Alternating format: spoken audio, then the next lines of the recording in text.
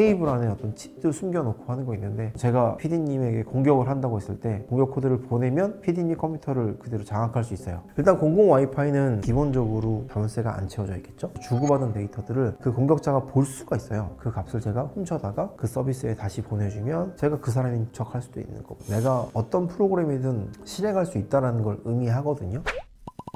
네, 안녕하세요. 저는 스틸리언에서 근무하고 있는 신동휘라고 합니다. 하이테크 업무도 하고 있고 운영도 같이 하고 있습니다. 원래 해커라고 하는 게 컴퓨터에 심취해서 컴퓨터에 관련된 연구를 하는 사람들을 보통은 의미해요. 요즘에는 컴퓨터 보안과 관련된 쪽으로 연결을 지어서 화이트해커, 블랙해커, 그레이 해커 이렇게 얘기하거든요. 그래서 화이트해커라고 하면 해킹 관련된 기술을 선의의 목적으로 활용하는 사람, 침투를 하는 사람을 막거나 예방하는 용도로 업무를 하는 사람들을 이제 화이트해커라고 하고요. 그 반대쪽에 서 있으시는 사람들을 이제 블랙해커 이렇게 부르곤 합니다. 화이트해커, 블랙해커 돈을 누가 많이 버느냐라고 하면 케이스 바이 케이스 다르긴 한데, 그냥 급여 기준으로 보면 실제로는 고정적인 수익이 있는 화이트해커가 더 멀지 않을까 생각을 하고요. 블랙해커들 같은 경우는 수익을 이제 내야 하는 입장에서 보면 약간 프리랜서 같아요. 어찌 보면 업무가 들어오면 일을 하고 이직이 있어서 그걸 돈으로 만들어내야 되는 건데, 그게 이제 고정적이진 않죠. 요즘 같은 경우는 화이트해커들도 직장도 있고, 그 다음에 본인들이 찾은 취약점들을 버그 바운티라는 프로그램을 통해서 팔기도 하고 하면서 또 부가적인 수익을 내기 때문에 화이트해커 쪽이 더 돈을 많이 벌지 않을까 그렇게 생각합니다. 실력적인 측면에서는 저는 개인적으로는 화이트해커가 좀 더 나을 수 있다고 생각하는데, 이것도 좀 구별해 드릴게요. 선의의 목적으로 쓰는 것과 악의의 목적으로 쓰는 게 기술을 어떻게 쓰느냐의 차이가 있다고 볼 수 있는데, 실제로는 실력은 화이트해커 쪽이 좀 더 있다고 보시는 게 맞는 게, 방어도 해야 되고 공격도 해야 되고, 그러다 보니까 두 가지를 다 고민해야 되는 사람들이 이제 화이트해커 쪽이라고 보시면 될 것 같아서, 고민해야 될 깊이하고 범위가 좀 넓어요. 근데 블랙해커 쪽이라고 하면 어쨌든 목적을 달성하면 되는 거잖아요. 목적을 달성해서 좀 정보를 탈취하던가 시스템을 망가뜨리던가 이렇게 하면 되기 때문에, 실제로는 이제 고민의 깊이의 폭이 조금 더 차이가 있지 않을까 생각을 하고 있고요. 해커의 실력을 판단하는 기준이라고 하는 건 취약점을 얼마나 잘 찾느냐, 그리고 취약점을 얼마나 공격할 수 있는 형태로 잘 바꿔내느냐, 이런 걸로 판가름하긴 하는데, 이게 눈에 띄게 딱 이렇게 기준이 있는 건 아니에요. 수능 몇 점 이렇게 있는 건 아니라서, 예를 들면 저희 입장에서 회사에 채용할 때 그래도 실력 있는 분을 뽑고자 할 거잖아요. 그러면 어떤 대회에 참가해서 어느 정도의 입상을 했는지를 보통 보게 되고요. 그 다음에 아까 잠깐 말씀드리긴 했지만, 어떤 취약점을 찾으면 판매할 수 있거든요. 우리나라 같은 경우는 키사에 판매할 수 있고, 해외 같은 경우 다른 시스템에 팔 수 있는데, 그때 팔았던 취약점들, 그 취약점들의 내용, 그다음에 취약점들의 어떤 난이도, 이런 것들을 보고 해커들의 이제 실력을 가늠하고 회사 입장에 채용하는 거고, 보통 그걸로 많이 얘기하시는 것 같아요. 취약점을 팔면 취약점마다 가격이 많이 달라요. 취약점도 좋은 취약점, 안 좋은 취약점이라는 걸 어느 정도 수치화 시켜 놓긴 했거든요. 그거를 CVSS 스코어라고 해서 수치화를 시켜 놓는데, 예를 들면 이런 식이에요. 제가 PD님에게 공격을 한다고 했을 때 제가 그냥 공격 코드를 보내면 PD님 컴퓨터를 그대로 장악할 수 있어요. PD님은 아무것도 안 하시고, 그러면 좋은 취약점이 있겠죠. 근데 만약에 제가 뭘 보냈는데 PD님이 한 클릭을 한 두어 번 해야 돼요. 그러면 PD님이 두어 번 클릭 안 할 수도 있죠. 그러면 전자로 말씀드린 취약점보다 조금 더 안 좋은, 그러니까 좀 더 저렴한 취약점이 되겠죠. 이런 식으로 취약점을 사용할 때 어떤 인터랙션, 아니면 이벤트 횟수, 그다음에 사용할 수 있는 환경, 내가 아주 원격지에서 공격할 수 있는지 아니면 바로 옆에서 공격해야 되는지, 이런 것들을 기준으로 해서 가격이 좀 나누어져요. 그리고 우리가 가장 많이 쓰는 프로그램들 있잖아요. 예를 들면 윈도우, 크롬, 그다음에 핸드폰으로 치면 안드로이드, iOS 이렇게 있을 거잖아요. 이런 주요한 운영체제 어플리케이션에 관련된 취약점이면 가격이 높고요. 사용자가 좀 적거나 아니면 널리 사용되지 않는 취약점이면 가격이 좀 낮게 됩니다.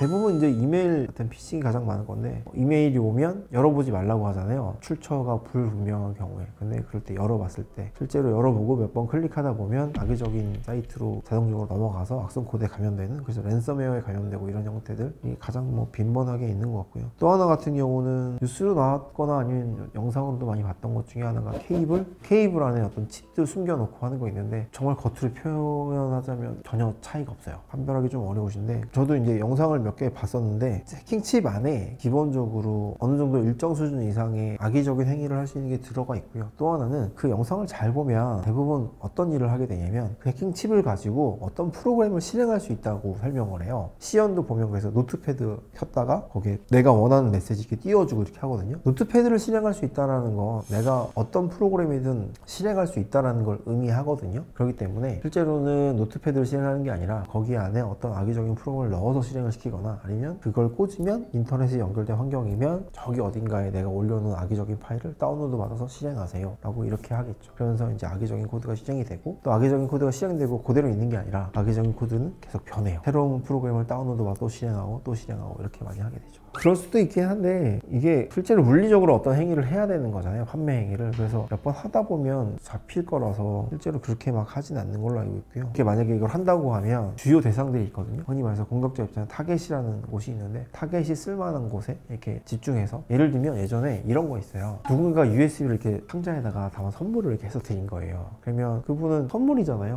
그러니까 열어가지고 이제 자기 노트북에 꽂아보고 이렇게 한단 말이죠. 그러면 이제 뭐 겉에 보기엔 포장도 화려하고 그러니까 난 선물 받았구나 해서 쓰신단 말이에요. 근데 그런 식으로 주면서 이제 쓸 수 있긴 하겠죠. 요즘 같은 경우는 웰컴 키트 이런 것도 많이 있으니까 어떤 타겟이 저기 있다고 하면 해킹에 사용될 수 있는 케이블 같은 거나 여러 가지 넣어가지고 이렇게 선물로 드리면 그분이 이제 고마워 하면서 받아가셔서 쓰시면, 공격자 입장에서는 그걸 기다리고 있다가 이제 쓰시면 그거 갖고 해킹을 하게 되겠죠. 일단 노트북 말씀드리면, 노트북은 대부분 다 이렇게 붙여놔요. 그런데 요즘 안 붙여놓는 분도 더러 계시는 것 같아요. 왜냐면 화상회의 많이 하니까 귀찮잖아요. 근데 그렇다 보니까 요즘 이렇게 열었다 닫았다 하는 거 있잖아요. 그래서 그런 거 많이 쓰시는 것 같고요. 대부분은 그래서 많이 붙여놓고요. 캠 같은 경우는 집 안을 찍는 경우에 있어서는 꾸준히 업데이트도 하거나 외부만 끊어버리고 쓰거나 이렇게 하는 경우 있는 것 같고요. 아니면 외부에서 붙어서 봐야 되는 경우로 가면 비밀번호 어렵게 바꿔놓고, 그 다음에 접근할 수 있는 포트도 기본적인 거 말고 다른 걸로 바꿔놓기도 하고, 그 다음에 카메라에 돌아가는 어플리케이션이 있거든요. 그 어플리케이션도 취약점이 발견되면 업데이트 하라고 제조사가 알려줘요. 그럼 그것도 꾸준히 업데이트하고, 그런 식으로 관리하면서 쓰시게 되죠.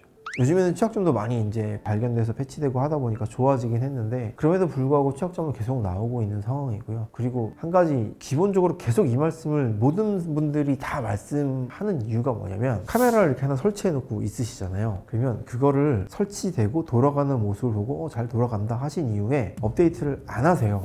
업데이트를 안 하시기 때문에 계속 말씀드리는 거예요. 업데이트가 자동으로 이루어지는 윈도우나 뭐 윈도우 기반의 어떤 어플리케이션들 같은 경우는 그래도 자동으로 좀 되니까 하긴 하지만, 카메라 같은 경우는 한번 설치되고 나면 대부분 업데이트 안 하시고 그냥 그 초기 상태 그대로 쭉 가시거든요. 그러니까 계속해서 말씀드리는 거죠. 만약에 업데이트 안 하고 계속 계시면 출시한 시점이 뭐 한 3년 전이다. 그러면 지금에 이르렀다 라고 3년 동안의 취약점을 이 카메라는 계속 가지고 있는 거예요. 그러면 이 취약점들이 3년 전 거잖아요. 아주 오래된 거라고 하면. 그럼 그런 것들은 실제로는 공격하기 아주 쉬울 수도 있고, 아니면 이미 공격 코드가 공개되어 있는 것들도 있을 수 있고, 그러니까 언제든 공격 당할 수 있는 위험에 처해 있는 거기 때문에 계속해서 업데이트하라고 말씀드리는 거죠. 일단 저도 안 쓰긴 합니다. 대부분 잘 안 쓰시는 것 같고요. 근데 안 쓰는 이유가, 이게 무조건 위험한 상태이니까, 지금 위험한 상태인 게 확정적으로 확인이 됐으니까 라기보다는, 공격을 당할 수 있는 포인트가 있으니까 와이파이를 검색하다 보면 자물쇠가 있는 게 있고 없는 게 있거든요. 자물쇠가 있는 것과 없는 거의 차이점이 뭐냐면, 자물쇠가 있는 건 어쨌든 보호를 하기 위해서 암호화를 하고 있다는 뜻이에요. 자물쇠가 없는 건 암호화를 안 하고 있다는 뜻이거든요. 암호화를 안 하고 있으니까 무선이잖아요. 그럼 여기저기 다 떠다니는 전파를 누군가 잡아서 보면 보인다는 뜻이에요.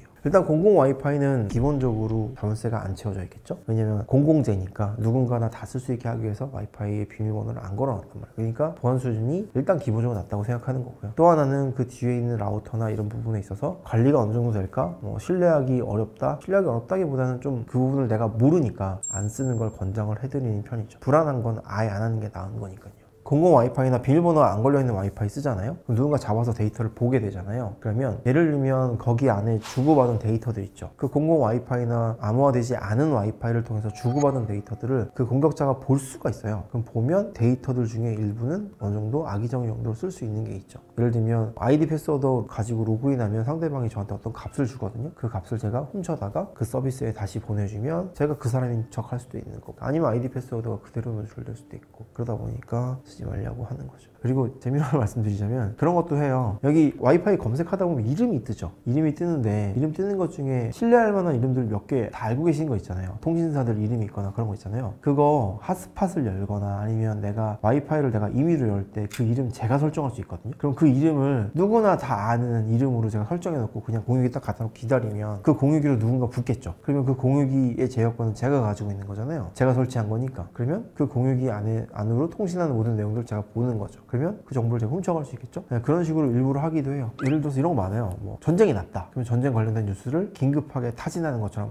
메시지를 보내요. 누군가한테. 읽어보겠죠? 그러면 그거 읽어보고 클릭하는 순간 악성 코드에 감염되도록 한다던가, 아니면 파일을 다운로드 받도록 한다던가 해서 감염시키도록 한다거나, 아니면 어떤 큰 사고가 났다 라고 하면 그런 뉴스들 또 보내면서, 단톡방에 어떻게 막 보내면서 읽으세요, 아니면 뭐 파일 받으세요 이렇게 하면서 또 감염시키도록 하거나, 이런 것들이 대부분 다 사회공적 비법, 관심을 끄는 내용들을 가지고 사용자들한테 뭔가 감염을 시키도록 하는 행위들이죠. 우리나라하고 해외하고는 시장 규모가 많이 달라서 좀 차이가 나는데요. 해외 같은 경우는 몇억, 몇십억 정도로 생각하시면 될 것 같고요. 우리나라 같은 경우는 1억 정도 왔다 갔다, 연봉 기준으로. 근데 다만 그들의 수익이 연봉이다가 아닌지라 그들이 받아가는 얻는 수익은 그거보다 훨씬 더 많을 겁니다. 해킹 대회 종류는 꽤 많이 있고요. 온라인에서만 하기도 하고 오프라인에 모여서 하기도 하고, 우리나라에는 코드 게이트, 그다음에 화이트햇 콘테스트 같은 게 있고요. 해외 같은 경우는 대표적인 게 데프콘, 뭐 히트콘, 뭐 이런 것들이 있고요. 대회를 진행하는 방식은 크게 두 가지 있어요. 첫 번째는 대회를 운영하시는 쪽에서 문제를 내요. 문제를 분야별로 문제를 이렇게 쭉 내놓고 그 문제를 푸세요라고 이제 대회를 열어요. 그러면은 대회 참가자분들이 문제를 풀고, 문제를 빨리 많이 푸는 팀이 우승하게 되겠죠. 이런 방식이 하나가 있고요. 또 하나는 문제를 내기는 내는데, 문제를 내놓고 그 문제에 해당되는 프로그램이 있거든요. 그 프로그램을 어떤 시스템 안에서 동작을 시켜요. 그리고 그 시스템을 대회 참가자한테 줘요. 통제권을 어느 정도 주고, 자 그럼 여기에 시스템 안에 돌아가고 있는 프로그램이 어떤 취약점이 있습니다. 그러면 본인들이 그 취약점을 찾아서 다른 팀에 있는 시스템도 똑같으니까 거기를 공격해서 점수를 획득하기 위한 값을 가져오시고요. 그리고 본인들 시스템도 적절히 패치하세요, 보안을 강화하세요 라고 얘기하거든요. 그렇게 하는 대회 방식이 있어요. 아까 말씀드린 건 단순하게 문제를 주고 풀기만 했잖아요. 여기 같은 경우는 문제를 주고 풀고 본인들이 방어도 하는, 여기는 제오파디, 여기는 어택 앤 디펜스 형태의 두 가지 형태의 대회가 있고요. 그 두 가지 형태의 대회를 보통 이제 많이 하게 되는데, 그 대회를 참가한다는 건 대회를 하는 동안에 굉장히 지박적으로 공부하면서 문제를 풀거든요. 대회에 어떤 문제가 나왔으면 저희는 이제 학교에서 또 문제를 푼다라고 하면 시험 볼 때 문제 풀잖아요. 그럼 시험 범위가 있고 거기 안에서 이제 문제를 선생님이 출제를 하고 그 문제들을 푸는 거잖아요. 그러면 이미 시험 범위에 관련된 내용들을 공부하고 온 거죠. 그렇지만 해킹 대회 같은 경우는 시험 범위라는 게 없거든요. 그러니까 그 시간 동안에 아는 거면 아는 대로 풀고 모르면 모르는 대로 공부하면서 푸는 거예요. 그래서 굉장히 스트레스 많이 받으면서 집약적으로 공부하면서 문제를 풀게 되는 게 하나 있고요. 근데 해외 대회 가면 재밌어요. 저희가 대회를 하는 와중에, 대회를 예를 들어서 12시간 하기로 했잖아요. 12시간 안 하고 끝난 적이 있어요. 12시간 안 하고 중간에 끝났어요. 한 반절이나 했나? 절반도 안 했는데 끝난 것 같아요. 끝난 이유가 운영진이 대회 시스템 운영하는 와중에 운영진 시스템에 문제가 생겼어요. 그래서 더 이상 복구할 수가 없는 상태가 된 거예요. 우리나라 같으면 어떻게든 복구를 해서 어떻게 대회를 12시간 하기로 해서 12시간 하잖아요. 근데 중간에 그냥 끝냈어요. 그 시점 그대로 점수 딱 그대로 만들어 놓고 그대로 대회 끝냈거든요. 느끼는 게, 우리는 대회를 위해서 정말 열심히 뭔가를 한다고 하면 이쪽에서는 대회를 상당히 즐기는, 재밌게 노는, 우리 와서 같이 놀아요 이런 분위기로 대회를 하는 게 재밌고 차이가 있었던 것 같기도 하고. 대회 시간은 문제 수나 문제 난이도 이런 거에 따라 다르긴 한데, 국내 대회 같은 경우는 보통 24시간 그냥 하루 꼬박 다 하는 거죠. 또는 뭐 8시간 짧게는 이런 게 있고요. 이제 예선 부서도 나눠지는데, 예선 같은 경우는 보통 24시간이 좀 많은 편인 것 같고요. 본선 같은 경우는 또 차이가 있긴 한데 그것도 24시간 하는 경우도 있고요. 이제 현장에 가서 하는 경우는 뭐 1박 2일, 뭐 2박 3일 이렇게 하기도 합니다. 솔직히 밖에서 이제 보시기에는 쟤네들 그냥 앉아서 컴퓨터만 하고 있고요. 스코어보드나 현황판으로 보면 뭔가 열심히 뭔가 일어나는 것처럼 보이긴 하고요. 그러니까 대회 참가자들 입장에서는 2박 3일하고 1박 2일 하면 피폐해지죠. 많이 피곤하고. AI 혼자 무언가를 하기에는 아직은 좀 부족하긴 한데요. 실제로 이제 저도 대회 지난주에 운영하고 왔거든요. 대회 참가자들이 이제 문제를 푸는 거 보니까 GPT 가지고 문제를 풀 때 많이 활용하더라고요. 코드를 짜거나 아니면 도움을 얻거나 많이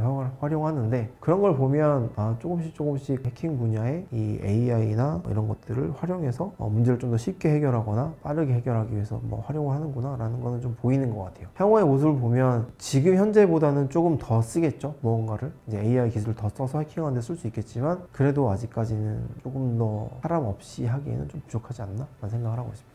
핸드폰 뭐 패턴이 됐던지, 요즘 같은 경우는 지문으로 다 되어 있거나 얼굴 인식 이렇게 돼 있잖아요. 그런 거 가지고 한번 열어봐 이런 것도 있었던 것 같고, 어떤 사이트 본인이 비밀번호 잊어버렸는데 비밀번호 좀 어떻게 해킹해서 알아봐 줄 수 없니? 뭐 이런 것도 있었던 것 같고, 뭐 본인 집에 공유기나 카메라 그런 거 해킹해봐 뭐 이런 얘기 있었는데 안 하죠. 불법이잖아요. 네, 안 하고요. 대부분의 경우는 그렇게 금방 되지는 않습니다. 보통 이제 영화 속이나 이런 데 보면 뭐 주면 뭐 1분 안에 뭐 몇 초 안에 막 이렇게 보여주는 모습들을 보셔서 금방 하는 거 아니야? 아니야? 라고 하겠지만 실제로는 대상이 있고 그 대상에 대해서 연구를 하고 분석을 하고 취약점을 찾고 그 취약점을 공격할 수 있는 코드로 만들어 놓고 그렇게 공격하는 거기 때문에 금방은 안 되고요. 시간이 좀 소요되는 부분이 있습니다.